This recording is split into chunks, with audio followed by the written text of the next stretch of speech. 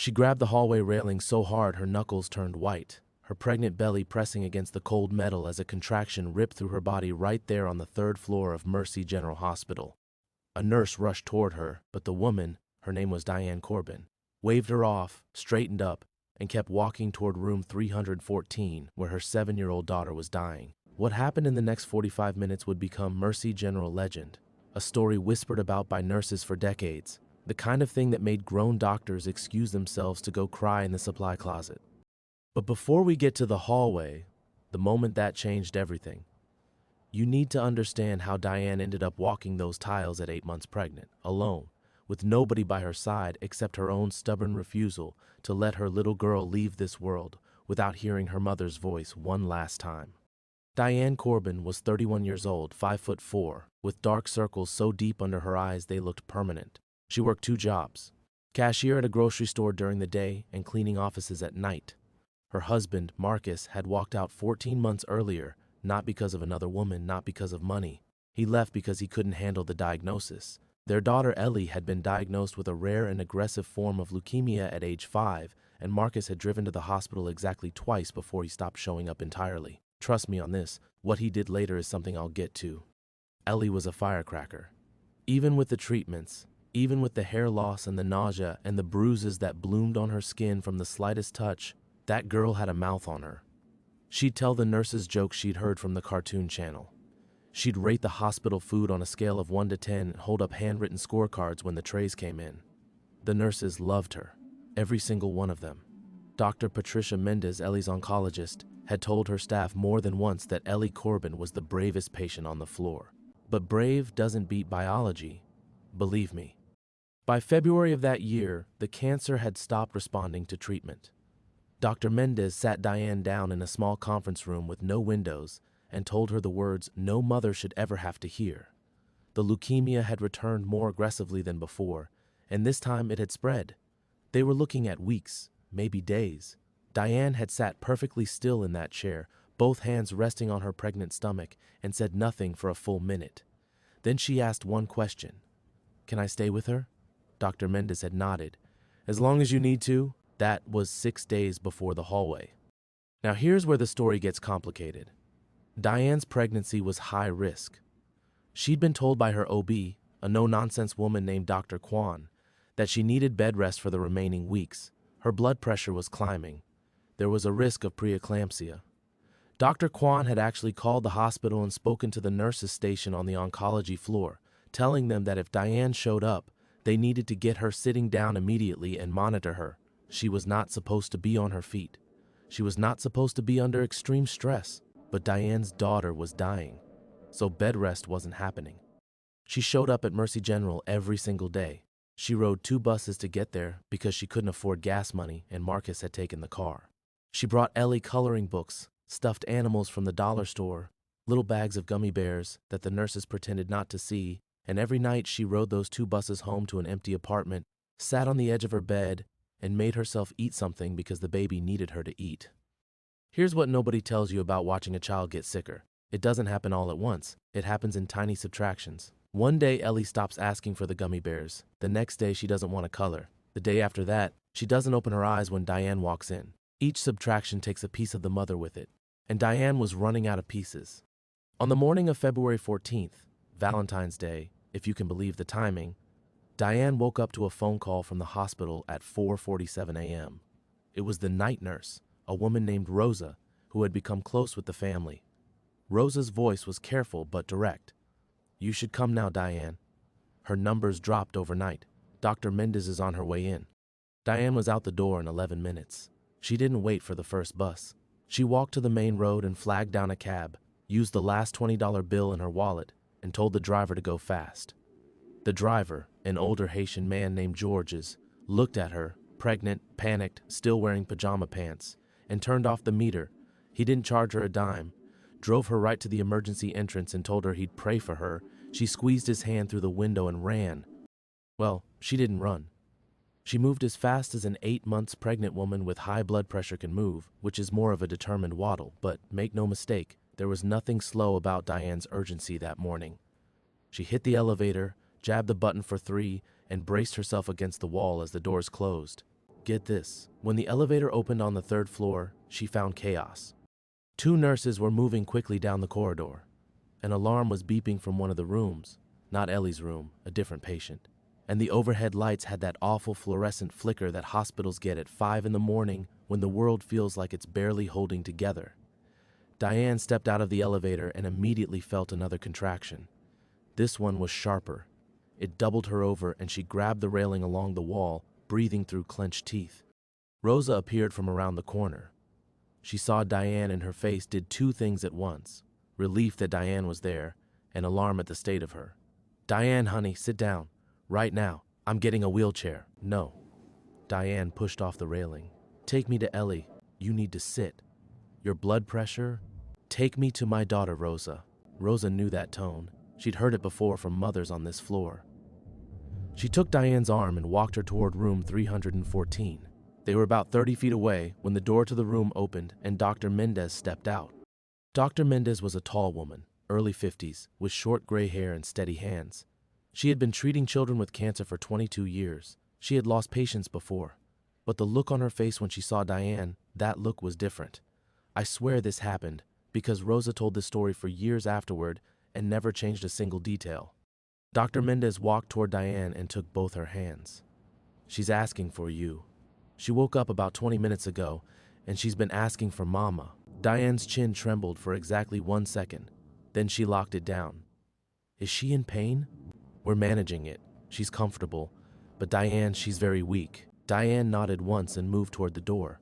But Dr. Mendez didn't let go of her hands. "Diane, there's something else." This is where the ground shifts.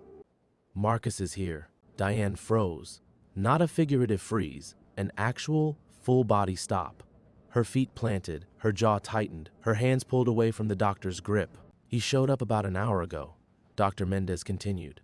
"He's in the family waiting room. He says he wants to see Ellie." Now listen, Marcus Corbin had not visited his daughter in over a year. He had not called. He had not sent a card, a gift, a text message. When Diane had needed him to sign paperwork for Ellie's treatment authorization, she'd had to track him down through his brother because Marcus had changed his phone number. He had removed himself from his daughter's life like he was unsubscribing from an email list.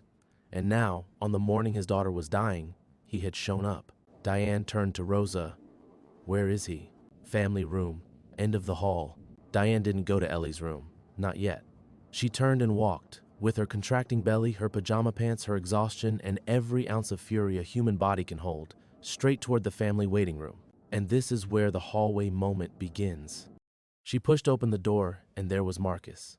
He was sitting in a plastic chair, elbows on his knees, head down. He was wearing a wrinkled dress shirt. He looked thinner than she remembered. When the door opened, he looked up, and the moment he saw Diane, saw the belly, saw her face, he stood. "Diane, sit down." He sat. You better believe it. She stood in the doorway, one hand on the frame, the other on her stomach. "You don't get to be here." Marcus opened his mouth. Diane raised one finger and his mouth closed. "You left. You left her, you left me. You changed your number, you disappeared, and now you show up on the day she's..." Her voice cracked, but she muscled through it. "On this day? You show up today?" Marcus pressed his palms together in front of his face. "I know I don't deserve to be here. Then why are you here?" "Because she's my daughter." Diane took one step into the room, just one. But that single step carried the weight of 14 months of solo hospital visits, solo bus rides, solo nights of crying, solo mornings of pretending to be strong. She was your daughter when she was getting her first round of chemo and throwing up for 6 hours straight. She was your daughter when she lost her hair and cried because the kids at school called her an alien. She was your daughter every single day you weren't here. Marcus didn't answer. He pressed his hands harder together, and his eyes were wet. "Now hold on.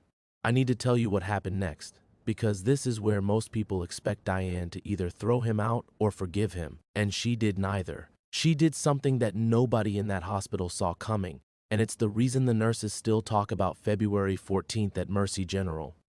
Diane swayed. Her hand gripped the doorframe harder. The color drained from her face so fast that Rosa, who was standing behind her in the hallway, shouted for help.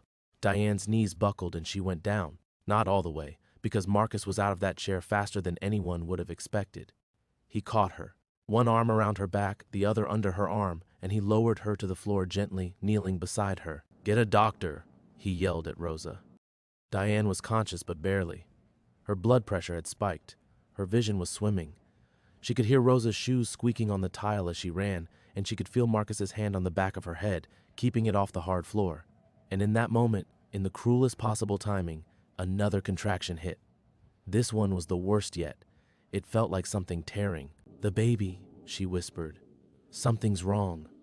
Dr. Kwan was not in the building. It was 5 in the morning, and OB was on a different floor entirely. But Dr. Mendez heard the commotion and came running, and within 90 seconds, there were 3 nurses and a doctor surrounding Diane on the floor of the family waiting room. Here's the thing that nobody saw coming.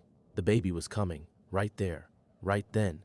At 8 months, on the floor of a hospital waiting room, while her dying daughter lay 30 feet down the hall. Dr. Mendez took command. She got on the phone and called OB for an emergency consult. But she was an experienced physician, and she could see what was happening. "We're not moving her. This baby is coming now. Rosa, get me a delivery kit. Somebody page OB and get them up here." Marcus was still on the floor next to Diane. He looked terrified. His hands were shaking. But he didn't leave. For the first time in 14 months, Marcus Corbin did not leave. Diane grabbed his wrist. "Ellie. Someone needs to be with Ellie." Marcus looked at her. Then he looked down the hall toward room 314, then back at Diane. "Go," she said. "Go be with your daughter. I've got nurses. She doesn't have anyone." This was the decision point, the hinge. Marcus had a choice that no parent should ever face. Stay with the wife he'd abandoned while she gave birth on a hospital floor, or go sit with the daughter he hadn't seen in over a year as she lay dying. There was no right answer. There was no clean answer. There was just a hallway and 2 rooms and a man who had failed everyone he loved. He stood up. He looked at Dr. Mendez. "Take care of her, please." And then Marcus Corbin walked down that hallway toward his daughter's room. Word of this is spreading through the hospital now. Night shift staff are calling day shift staff. An orderly tells a janitor. A janitor tells a cafeteria worker. Something's happening on the 3rd floor. A baby is being born in the family room while a child is dying down the hall. Valentine's Day. Mercy General. Let me tell you what happened in both rooms. In the family waiting room, Diane delivered her baby on a pile of hospital blankets that Rosa had pulled from a supply cart. The OB resident arrived just in time to assist Dr. Mendez. It was a boy. He was small, 5 pounds 2 ounces, and he came out screaming, full lungs, furious and red-faced and alive. Diane held him against her chest and sobbed, not from joy but from the impossible collision of feelings no human being is built to process simultaneously. Birth and death, 30 feet apart, separated by a hospital hallway. I'm not making this up. In room 314, Marcus pulled a chair next to Ellie's bed. She was awake, barely. Her eyes were half open and her breathing was shallow. Machines beeped around her in that steady, merciless rhythm. Marcus took her hand, this tiny hand with a hospital bracelet that was too loose because she'd lost so much weight, and he held it. "Hey, Bug," he said. That was his nickname for her, Bug. Because when she was 2, she used to catch ladybugs in the backyard and carry them around in her fist, then cry when she opened her hand and they flew away. Ellie's eyes focused on him. It took a few seconds, and the recognition came slow. Then her cracked lips moved. "Daddy?" "Yeah, Bug. It's me. Where were you?" Marcus Corbin broke. Not a slow build, not a gradual tear-up. He broke in half right there in that chair. His shoulders folded in, his face dropped onto the mattress next to her hand, and he cried in a way that shook the bed railing. 14 months of running, of hiding from the pain, of telling himself that distance was easier than watching his daughter die, all of it came out on that hospital mattress in room 314. And Ellie, 7 years old, dying, barely strong enough to keep her eyes open, lifted her free hand and placed it on top of her father's head. She didn't say anything, she just held it there.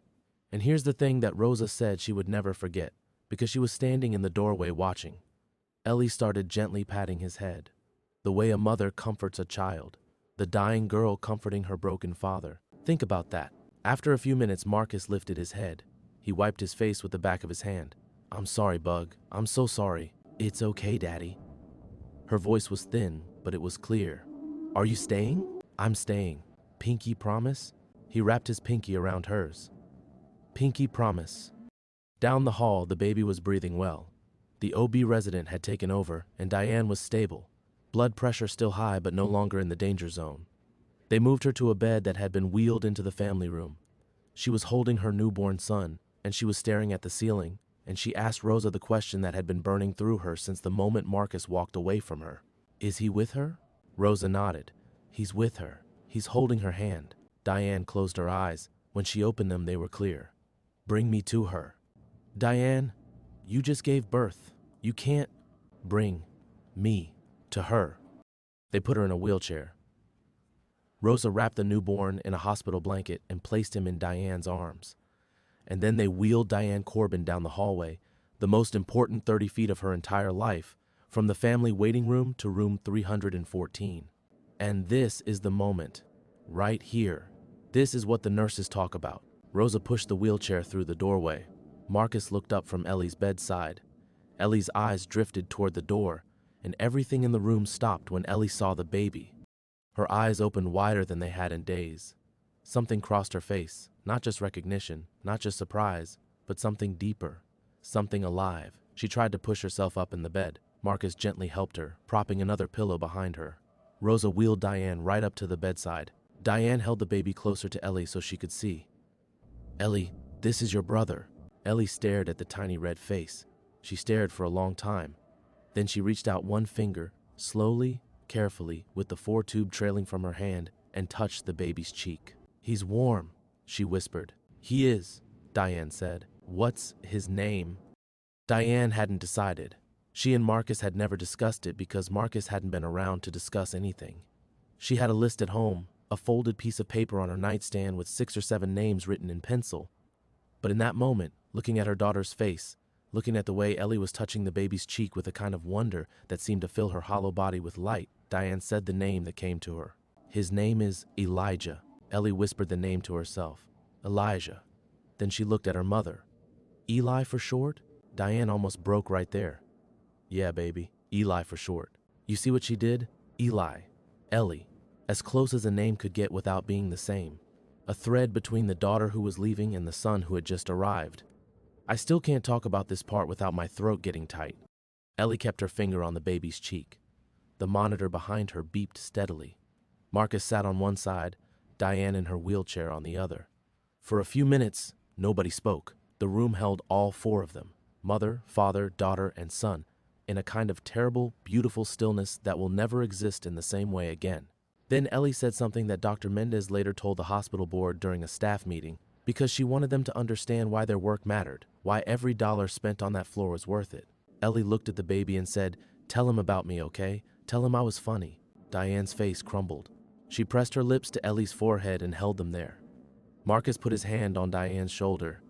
It was the first time he had touched her in over a year. "I'll tell him everything," Diane said. "I promise." Ellie nodded slowly. She was getting tired. Her eyes were starting to drift, but she managed one more sentence. And this is the one that Rosa says she hears in her head every Valentine's Day, every year, without fail. "He can have my ladybugs." Marcus made a sound, not a word, just a sound, and dropped his head again. Diane held Ellie's hand and the baby at the same time. The monitor beeped, the fluorescent lights hummed, and Ellie Corbin closed her eyes. She didn't die right then. She held on for another 4 hours. During those 4 hours, Diane sat beside her in that wheelchair, holding Elijah, talking to Ellie about anything and everything. She talked about the gummy bears. She talked about the scorecards Ellie made for hospital food. She talked about the time Ellie gave the janitor a drawing of a rainbow, and the janitor had taped it to his cleaning cart and kept it there for months. She talked until her voice was raw, and then she hummed, an old lullaby, something her own mother had hummed to her, and Ellie's breathing slowed in time with it. At 9:23 a.m. on February 14th, Ellie's heart stopped. Dr. Mendez was in the room. She checked for a pulse, looked at the monitors, and then looked at Diane. No words were needed. Diane already knew. For a long moment, the only sound in room 314 was baby Elijah breathing. Then Diane did something that broke every person in that room. She leaned forward in her wheelchair, placed her newborn son in the bed next to her daughter's body, and let them lie side by side for a few seconds. The living and the gone, brother and sister. The only time they would ever share a space on this earth. "There," Diane whispered. "Now you've met." That was her quiet power line. 5 words. Nobody in the room dared speak after it. There was nothing to add. Nothing could follow those words and be worthy of them. The nurses on the third floor cleared the hallway, not because they were told to, because they understood that what was happening in room 314 was sacred, and the only appropriate response was to stand outside and let it be. Marcus stayed. He sat in that plastic chair next to the bed, and he stayed.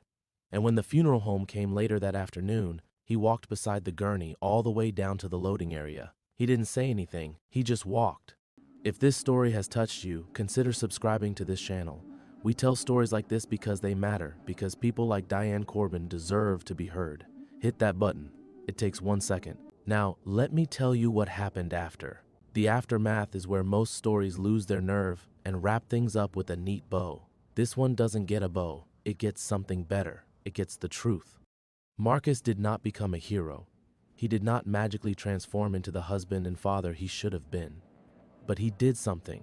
He stayed in contact. He showed up at the hospital the next day to check on Diane and Elijah, and the day after that, he didn't move back in.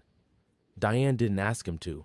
Some fractures are too deep for glue, but he was there for Ellie's funeral. He stood next to Diane, who was holding Elijah in a car seat because the baby was only 4 days old. He wore a suit that didn't fit right because he'd lost weight, and when they lowered the small white casket into the ground, Marcus placed a single ladybug sticker on top of it. He'd bought a sheet of them at a dollar store, the same kind Ellie used to put on everything, her notebooks, the refrigerator, the nurse's badge lanyards. Rosa came to the funeral. So did Dr. Mendez. So did 14 nurses from the oncology floor. 14 on their day off. Because Ellie had raided their food and told them bad jokes and showed them what courage looked like in a body that weighed 42 pounds. Georges came too, the cab driver. He'd called the hospital the next day to ask about the pregnant woman he'd driven. Somehow word got to Diane, and she called him back. He showed up at the funeral in a dark suit and stood at the back. He didn't know anyone. He didn't need to. In the months that followed, Diane did what Diane always did. She survived. She went back to work 6 weeks after giving birth because bills don't mourn. She found a daycare that worked with her schedule. She taped one of Ellie's scorecards to the bathroom mirror, the one that said Tuesday meatloaf, 2 out of 10, would not eat again, made me question life, and she looked at it every morning while she brushed her teeth. Elijah grew. He hit his milestones. He crawled. He walked. He started forming words. And Diane kept her promise. She told him about his sister, not in heavy, grief-soaked monologues, but in small, natural moments. When Elijah found a ladybug in the yard, Diane picked it up and let it walk across his palm. Your sister Ellie used to catch these. She loved them. Elijah watched the ladybug with wide eyes and giggled when it tickled his skin. She kept a photo of Ellie on the living room shelf. As Elijah got older, he'd point to it and say Ellie before he could say most other words.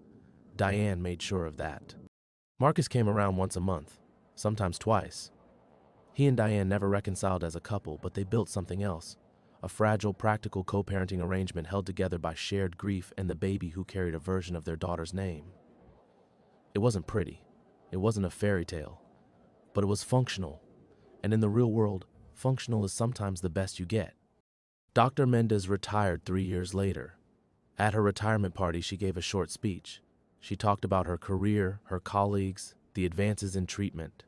And then she talked about one morning on the 3rd floor, Valentine's Day, when she delivered a baby in a waiting room while a child was dying down the hall. She talked about a mother in pajama pants who rode a cab she couldn't afford, who gave birth on a pile of blankets, and who demanded to be wheeled to her daughter's room so her children could meet. That woman taught me something I didn't learn in medical school, Dr. Mendez said. She taught me that love doesn't negotiate with circumstances. It doesn't wait for the right time or the right place. It shows up in pajama pants at 5 in the morning, and it does what needs to be done. The room was silent. Then it wasn't.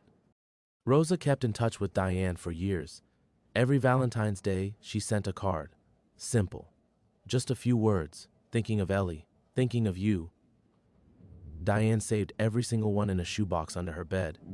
When Elijah was 5, the same age Ellie was when she was diagnosed, Diane took him to the park. He ran straight for the grass and started looking for ladybugs, as he always did. She sat on a bench and watched him. The sun was out. The air was warm. And for a moment, just a moment, she felt Ellie there. Not in a mystical, ghostly way.